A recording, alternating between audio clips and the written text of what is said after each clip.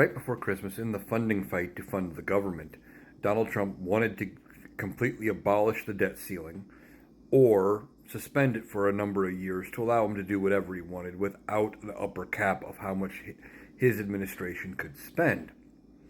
And he lost both of those fights. First, they didn't put it in abolishing that amendment or abolishing the debt ceiling completely into any of the bills that they tried to pass. And then when they did bring the one up that had eliminating it for a couple of years, that failed. With 38 Republicans saying, not going to happen, we're voting against it. All Democrats voted against it. So, Donald Trump took to Truth Social today talking about the debt ceiling. And I don't know what he was talking about. Maybe his dementia was showing. He was referring to former Speaker of the House, Kevin McCarthy, and saying he's a good friend, but what he did is going to go down as one of the dumbest decisions he has ever done. Talking about how he agreed to raise the debt ceiling, basically eliminating it up and through January 1st, 2025. But that's not what Donald Trump said.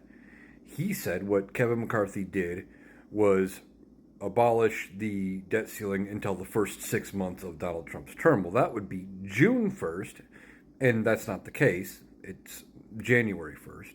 And he also said they made a vote to extend it that far this past September.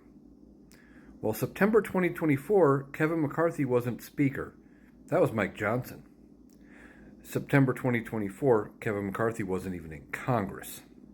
So I don't know what Donald Trump was talking about. I don't know if he confused this year with last year when it was around September when Kevin McCarthy was voted out of the Speaker position and he resigned from Congress not long after. So that could be it. So I don't know what he was talking about.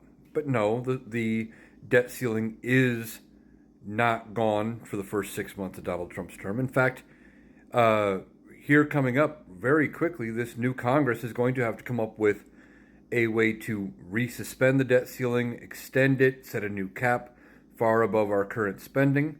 Why? Because the debt ceiling extension ends January 1st. New Congress comes back January 3rd, and currently the U.S. Treasury says they can move money around and make it everything work without defaulting on any payments till about the 14th. So they're only going to have about 10 days to do something, anything, to avoid a debt ceiling crisis and making sure we don't default. Now, Donald Trump doesn't like to pay his loans, as known by his numerous bankruptcies, but congressional politicians do like to make sure that federal bills are paid. So I think ultimately something will get done. It probably will not be either of the two things Donald Trump wants.